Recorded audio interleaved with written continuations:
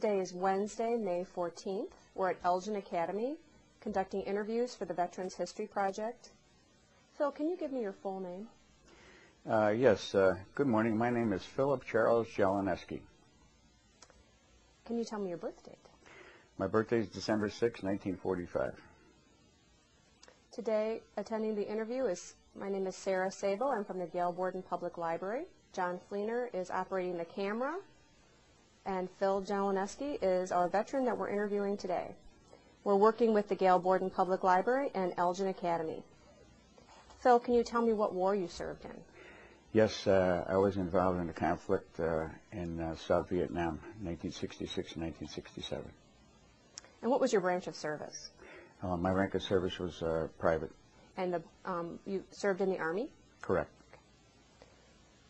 And can you tell me exactly in Vietnam where you served? I served in Vung Tau, Vietnam. I had gone over on a troop ship with the entire 4th Infantry Division. Were you drafted or did you enlist? I was drafted. Where were you living at the time? I was living at 2820 South Short Street on the south side of Chicago, and I'll never forget coming back from California with a buddy of mine and said, I think I'm going to go out and buy some new clothes. And my mother says, you better having second thoughts about that. And I found a letter where my friends and neighbors had selected me to go into this Army. Tell me more about that. What do you mean your friends and neighbors selected you to go into the Army? Well, you get a letter when you're drafted indicating that your friends and neighbors have elected you to serve the United States of America. Okay. But you had to go down and sign up, what, at 18 for selective service? Correct. Is that right? Okay. Mm-hmm. And then it was by a number system when you get drafted, or how does a draft work? Can you explain a little bit to us about that? Well, yes, it was on a number system. I was 19 years old at the time, and almost 20, and my number had come up as far as the lottery is concerned, and I was drafted into the service. Do you recall your first days in service? My first days? Very much so. I remember going down to the draft board, getting inducted, and then getting on a train and going to Kentucky. And I remember getting off, and I'll never forget that haircut.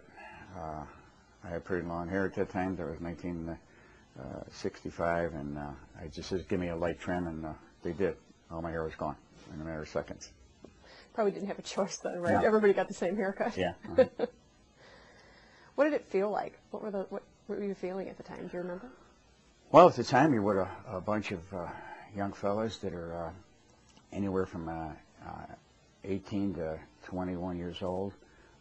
They're away from home for the first time, and kind of meld together, going through the induction as far as the United States Army is concerned, in my case, and just wondering what this is all about. It was an experience that I'll never forget for the rest of my life. So drafted into the Army, obviously as drafted you didn't have a choice. Would you have picked a different branch of service if you had a choice, or, I mean, Army was it? Army was it. Yeah. Can you tell me where you went to boot camp at, and tell me a little bit about that experience? Yes, I ended up in Fort Hood, Texas, as far as boot camp is concerned. It was quite an experience. The marches, where we had to go with a full pack. I'll never forget on these marches that you'd have somebody in front of you, and you'd say, if they can make it, I can make it. The determination had to be there. See, I never realized it at that time that I found out through my course of life that it certainly meant an awful lot, relying on other people and wanting to make it because they had to make it, so we worked together as a unit. So you were in Fort Hood. Is that where the 4th Infantry is at, or it didn't matter? That was just basic training. Just basic training. And how long do you go through basic training? I believe it was 8 weeks. And then where did you go after that? I ended up at Fort Lewis, Washington, for advanced infantry training with the 4th. And what does advanced infantry training consist of? Well, after you get out of boot camp, which is kind of your induction into the service, this is where you learn how to fight hand-to-hand combat. This is where you learn skills as far as firing weapons are concerned, M60 machine guns, M14 rifles, how to take it apart and put it back together, very strict, and they would always say, your mother's not here. You have to pick up after yourself. And I remember the footlockers that we had. See, today I realize all of that, how critical it was in boot camp, is making sure your mess kit was clean so you wouldn't end up getting sick when you're out in the field. At that time, I thought it was a joke. And I'll never forget Sergeant Domingo when I was joking around. He'd grab me and slam me up against the wall and scream, you better pay attention. You might end up going to Vietnam. You might get killed. So you better pay attention to what's going on here. He got my attention. Well, what's a typical day like? Can you take us through a typical day in boot camp, what you would do, and how long the day would be? What would you do throughout the day? Well, it was a very long day. If I recall correctly, we were up like at 5 o'clock in the morning. The sergeant would walk into the barracks, start screaming. Everybody would jump out of bed, start to get dressed, go down. And I can't recall, this is 42 years ago. I know we did an awful lot of running. We'd go to chow. We'd end up going to the rifle range in order to be qualified as far as M14 rifles are concerned. And during the course of the day, we would dig foxholes, just preparing for this possibility of going to Vietnam. So an average day is probably, what, 12 hours? I mean, minimum. Minimum. Kept you real tired. You mentioned a little bit about one of your instructors. Mm-hmm. Any other instructors that you remember that you'd like to share experiences with? Well, Sergeant Domingo was the one that I'll never forget his name, but I know that today I realized that all these men who had served in Vietnam wanted to prepare us for that, to understand that you better pay attention here. This isn't a joke, that you're going to go in the service of the United States government to go to South Vietnam.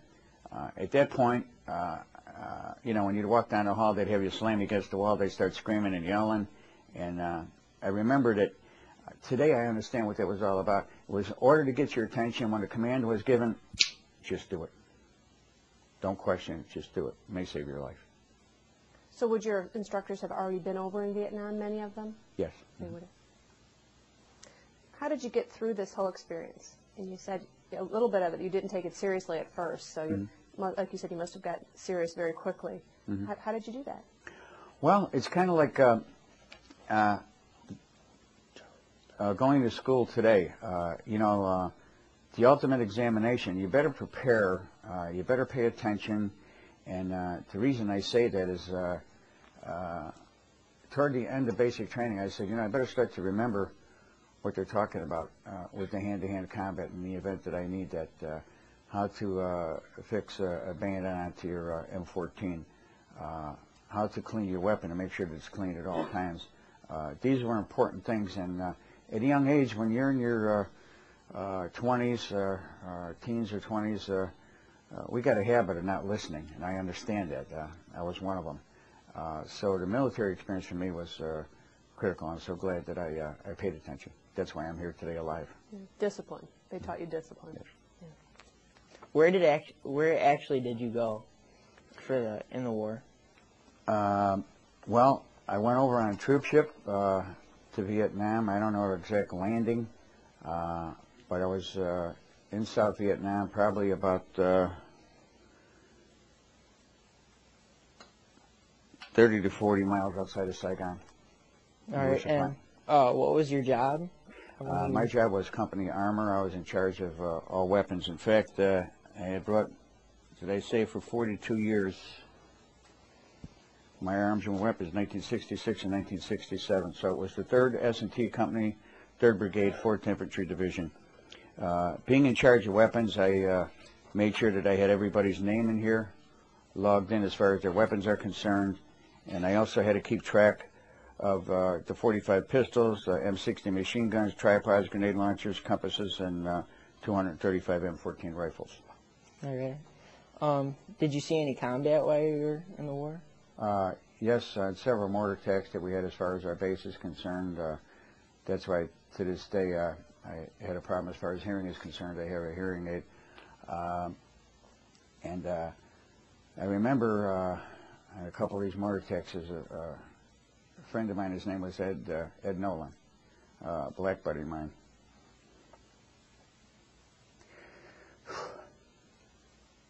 It saved my life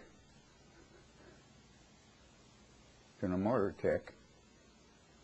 Great guy. All right. Were there many casualties in your unit? Yes, we had the graves registration unit, which choppers used to bring in the remains of bodies from the jungle, and they would be in poncho liners. And the tent that we had was probably about 40 to 50 foot long. On each side were body bags. And what we would do as far as graves registration is concerned is put the remains of American GIs in those body bags. Was that hard to see? What's that? Was that hard to see going through that? Yes, it was difficult. I remember having a fella's foot that was blown off, and there were maggots crawling on it, and I couldn't tell if he was black, white, Hispanic because of the charred flesh. And I remember having to go and find the right body bag to put that part in to send it back stateside. Is there any memorable experiences that you remember in combat? Or? Yes, in fact, before our entire base camp was built, I remember during a mortar attack, a fellow said to me, because I got a Polish last name, said, "Skeet is coming in." And he just laid down and started to use sandbags to make a blanket to cover himself up so he didn't get killed.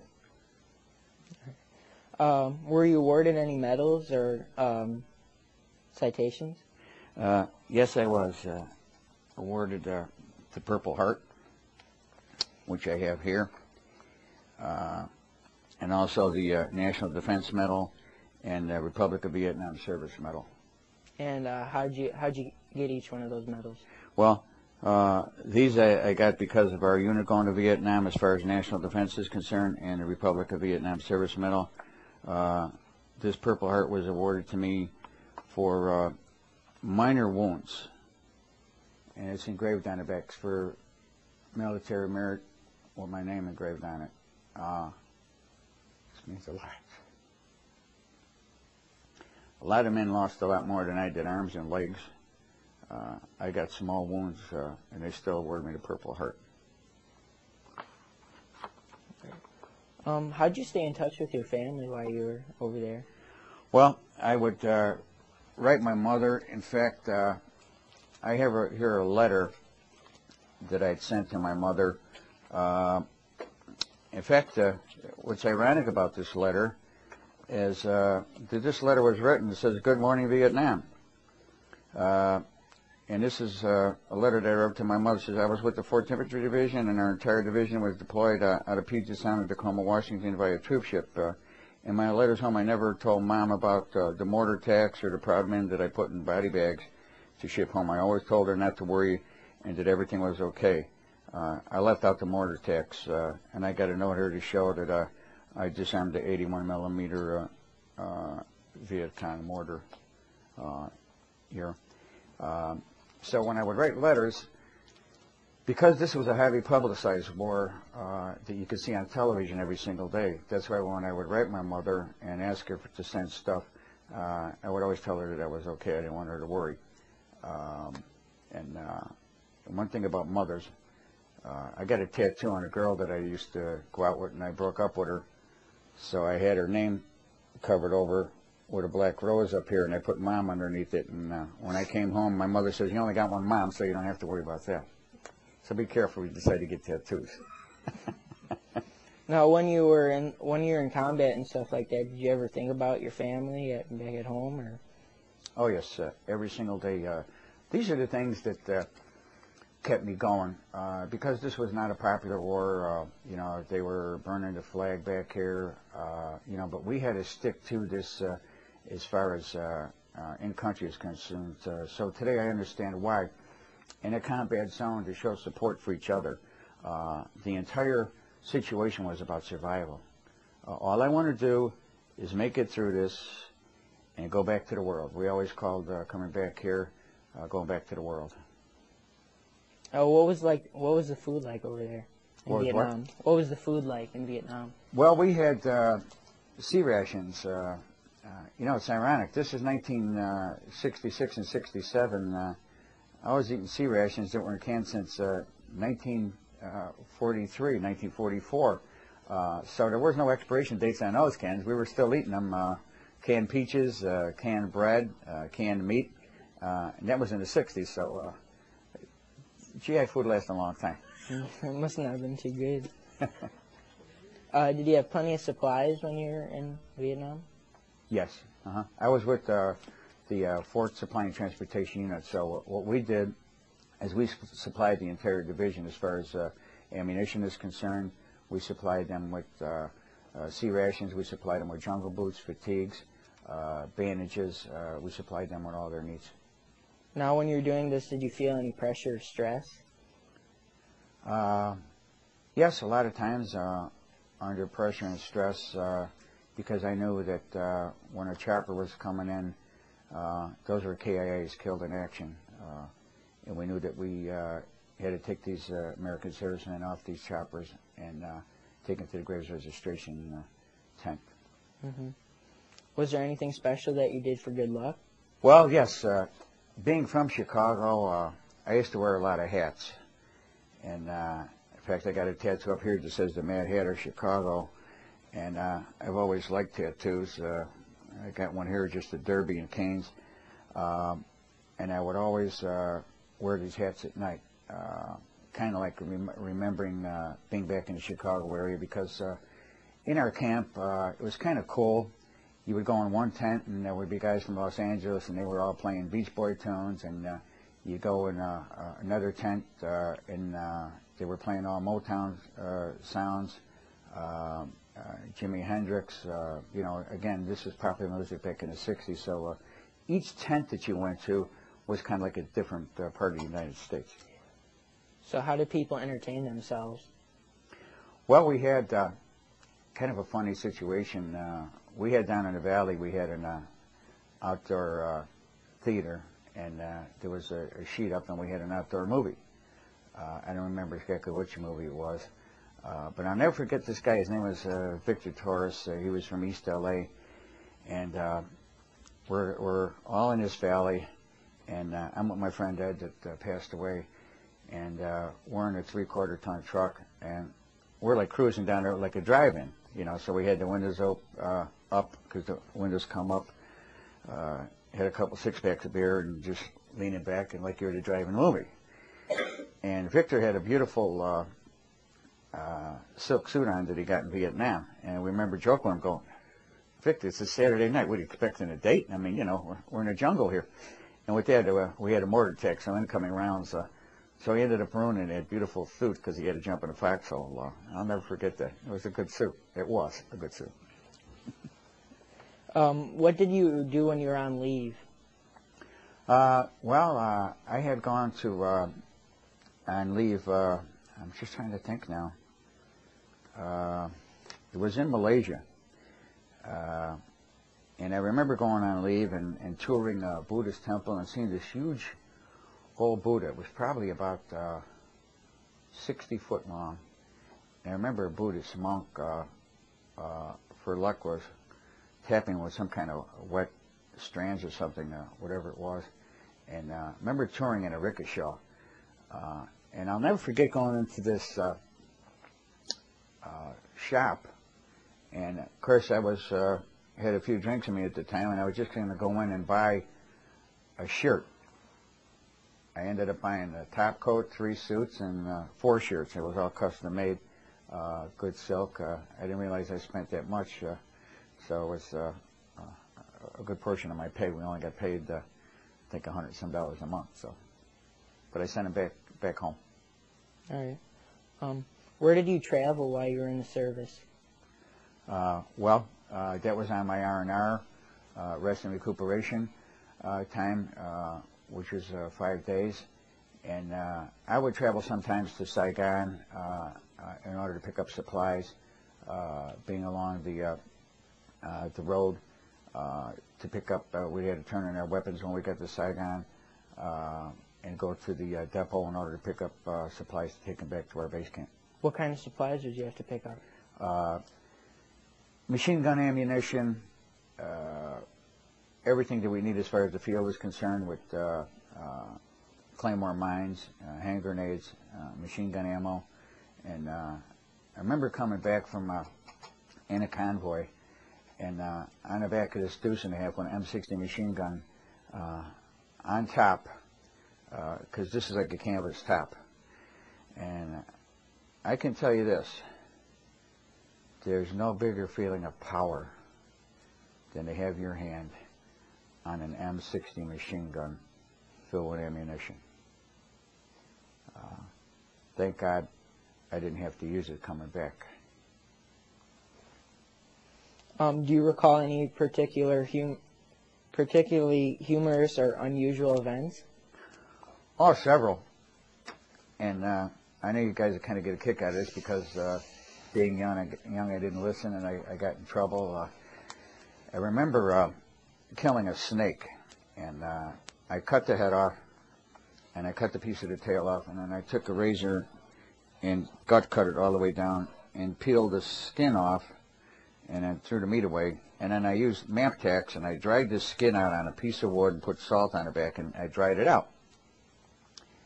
And then after I dried this snake skin out, I took it and put it on my steel pot. We had a camouflage steel pot, and I put this around the band. And I remember the first sergeant looking at me going, hey, Coach Chiefs, drop down, give me 50 push-ups, and take that hand. That's not government issue, that snake skin. That was one incident. I remember getting in trouble, and we had a latrine duty. And latrine duty in Vietnam meant outdoor toilets. And what they were was 55-gallon drums cut in half. And when you got latrine duty, that's when you did something stupid and you got stuck on latrine duty. And there was a trapdoor in the back of the outhouses, and you would pick it up, and you'd have to take this half 55-gallon drum of human waste and take it out and dump it in this pit, and then pour diesel fuel on it and burn it so there would be no germs. I grabbed the wrong can, and it was gasoline instead of diesel fuel, and the whole thing blew up on me. And as this blew up, and you're in daylight, and it's 90-some degrees, I was on fire, didn't realize it because of the fumes. And I remember running into our outdoor shower, which we had these napalm tanks that were used to drop in order to clear the jungle, and they were filled with water in order to take outdoor showers. And I remember running to turn that on, and I remember the first sergeant saying, Jelenieski, you can't even burn crap right. And I remember another incident, and that's where we had these Chinook helicopters. They were heavy duty, and they would carry pallets of 105 rounds of ammunition for 105 howitzers. And this helicopter was overloaded. And as it took off, it's leaving the base camp, and it started to come down. As it started to come down, one of the outside latrines just had this metal. Well, there's a guy sitting in the can, and the roof blew off, and all the sides, and he's sitting there like in the middle of the jungle. There's no sides. I wish I would have had a movie camera then. That would have been a Pulitzer Prize-winning shot to look on his face. Like it was great. What were some pranks that you or others would pull on each other? Well, I pulled a couple pranks. I remember the second lieutenant coming into my bunker. See, what I did is I had the side of a hill cut out, and these Connex boxes, which were 20-foot containers, which came over in our troop ship, we loaded these with ammunition. And what I did is I had them cut the side of a hill out, bury all these boxes in case of incoming mortar rounds that would blow up our ammunition supply.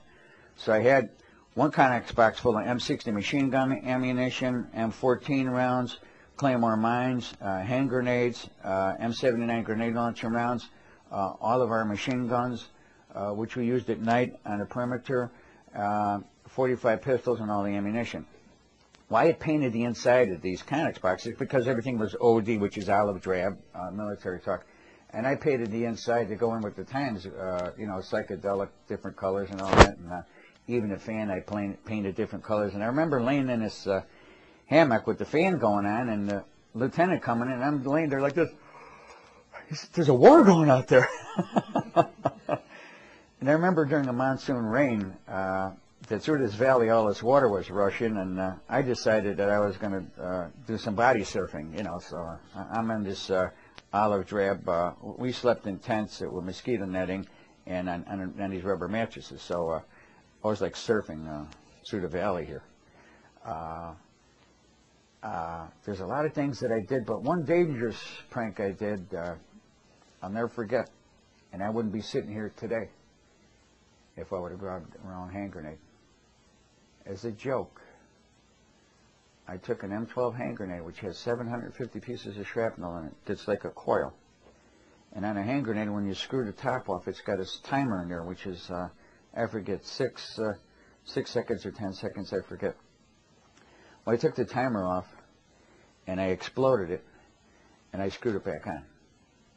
And I got a Dear John from my girlfriend, and I remember guys had blew their brains out because they got a Dear John from their girlfriend. Their girlfriend left them, abandoned them when they were in Vietnam. And I remember grabbing that hand grenade and going like this and going, "Man, I got a Dear John from Nancy," and I pulled a pin and I let the spoon fly off and I dropped it. I got about 6 or 8 guys sitting around. They were scared to death. I thought it was a joke. They didn't think it was funny. I also remember we had a gentleman who was a Navajo Indian, and we called him Chief. And we joked to him one time, say, "Hey, Chief, how you doing? And you going to talk to your wife tonight?" Because you see, he had his bunk. He had a picture of his wife, and he loved his wife very much. He had candles on each side, and every night he would light those candles and talk to her, and we would joke around about that. One day he come in the tent at night, and we're kind of joking around, and he took his M16 and he locked and loaded and pointed at us. Well, M16 has tumble rounds which they spin, so if you get hit on an M16, you could get hit in the shoulder and it spins inside of your body. It could come out the back of your heart. It's meant to do a tremendous amount of destruction no matter where it enters the body.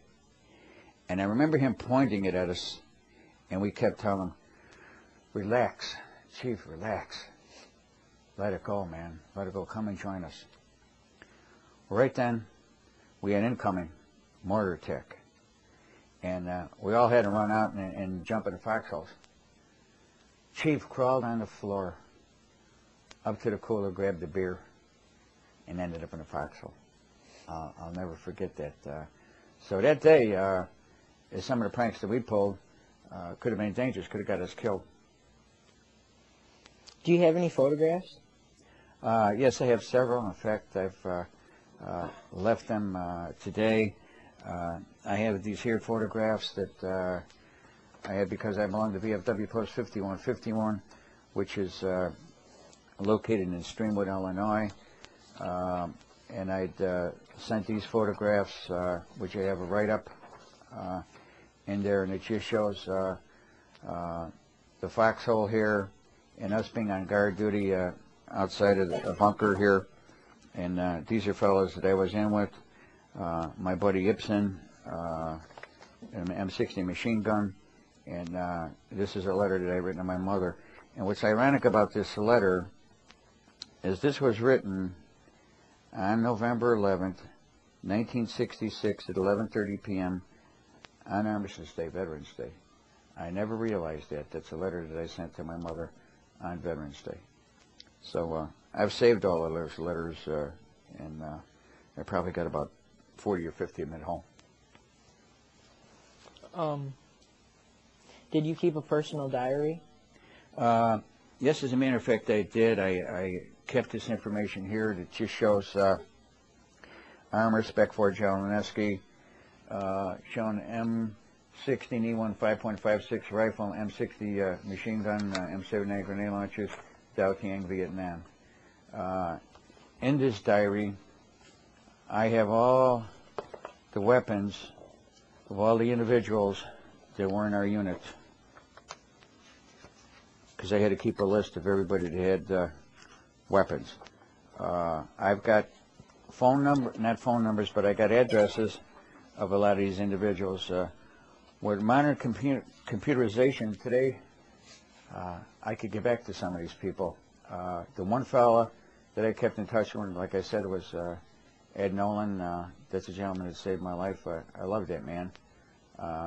We had a lot of fun together when we got back stateside. Our Sergeant Jim Blackman invited to his wedding, which was in Richmond, Illinois, and that was in 1968. What did you think of your officers or fellow soldiers? Well, the officers, a lot of times, they knew, they always looked out for our best interest. And certainly today I realize that. I certainly appreciated all the men that were in my unit.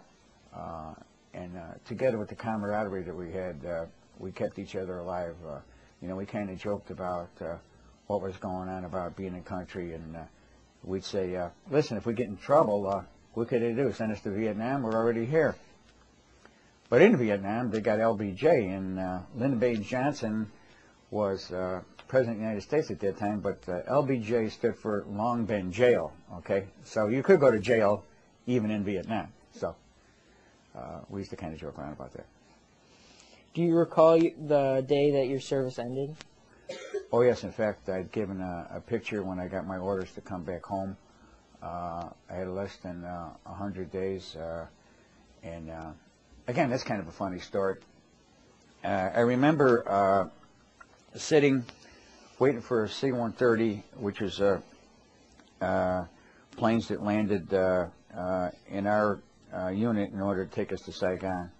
And I was talking to these guys in the refrigerating unit, because we did have a cooling unit there, and this was food supply for the higher echelon, the officers that were with our division. And I remember sitting in that cooler, because it was one of those days, it was like 98 degrees or whatever. And I remember sitting in there in the cooler, and the plane landed, and I ran and jumped on the plane and took off and landed in Saigon. But I left my Class A uniform laying on the sandbags. And I got a call then, even as I was getting out, the first sergeant again, we just want to get you out of here. We're sending you your uniform up tomorrow, and then you'll be out of country. What did you do in the days and weeks afterward, when your service ended? When I came home? Yeah, what did you do in the weeks after? Well, I had a very short time. When I came home in August of '67, I remember taking a bus, because, again, this wasn't a popular war. I remember landing at O'Hare Airport, and I remember getting on a bus and going downtown. And at the airport, I took my military uniform off and changed into civilian clothes. And I just kind of wondered, because, see, I think what people fail to realize is Vietnam was different than World War II, where they had a parade and everything. We didn't have that when we came back. We had that in 1986. We had our own parade of our own. So I took my uniform off, got on a bus, ended up going to the south side of Chicago on Archer and Loomis, and I went to my uncle's tavern. Had a few drinks. I had a pair of cool sunglasses. They were a pair of sunglasses that had a radio attached to them. So I had the speakers in the ears and just trying to... The shock value is, here you are in a combat zone, and a day later you're on a bus in your own neighborhood. It's incredible. That quick time over. And I remember my mother walking down the street with our German Shepherd. We lived on 65th and Karloff, 6542 South Karloff. And I surprised her. The dog kind of ran up at first, and then he recognized, obviously, by being away for a year, descent, and it was kind of touching. And then I went out and got a brand new 68 Riviera in 1967. And what I did, and I also got this information that I left today also, is I was going around the bars and talking to guys and girls, and I had a tape recorder. And what I was doing is I wanted these guys back in Nam that was with my unit to understand that somebody cares back here. So I was going around to these bars and saying, hey, I just got back from Nam. Would you mind saying something like, hello, guys, you know, because some of them got dear jams from their girlfriends. You know, they're having a tough time. They're scared. You know, they're depressed. We want to give them a little lift. Mm-hmm. So say hello. Let them know you're at I know that's the go-go years when they had go-go cages and all that. That's the 60s. So, you know, and have music in the background and say, hey, you guys make it back, man. I'm here at 63rd Street at the Velvet Lounge. So come and join us. I'll buy you a drink. Now, when you were in Vietnam, did you feel a lack of support from people back at home? Well, again, I knew that, you know, because this is an unpopular war, they were burning draft cards here because it was a draft, that I knew that being in country, that all of us had to be there for a reason, for the freedom that we have. And I know sometimes people say to me, does it bother you when somebody today, getting a little heavy here, my belt's popping up on. Does it bother you? I said, no, not at all. See, that's why this is the greatest country on the face of the planet, because we got freedom. When you came back home, did you work or go back to school?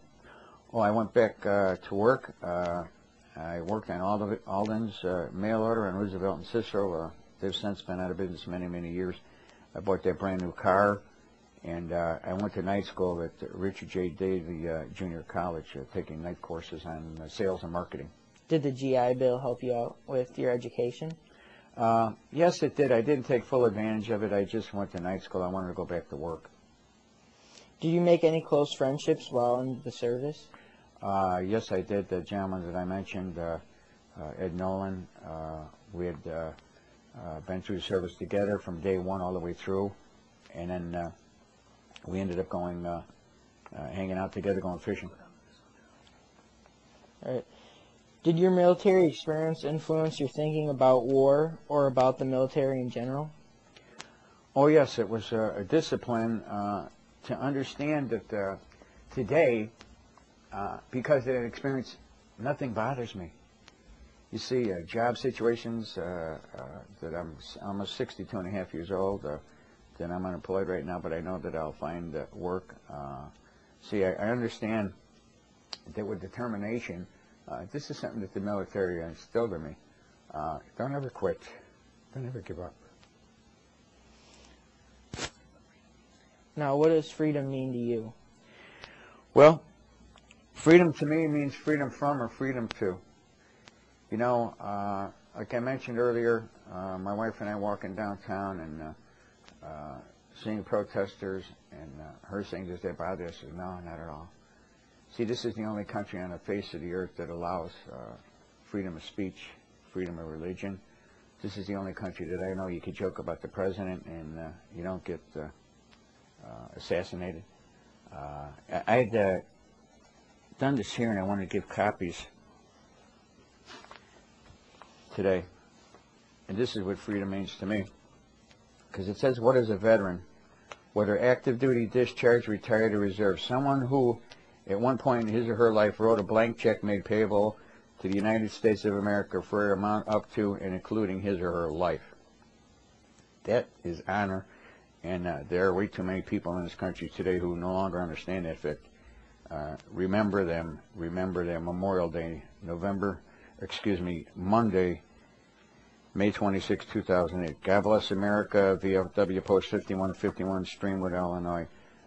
Freedom to me is knowing that today, in this country, you're free to do whatever you want. If you're willing to go out and work, this is the only country I know where people are trying every which way to come in. There's nobody leaving.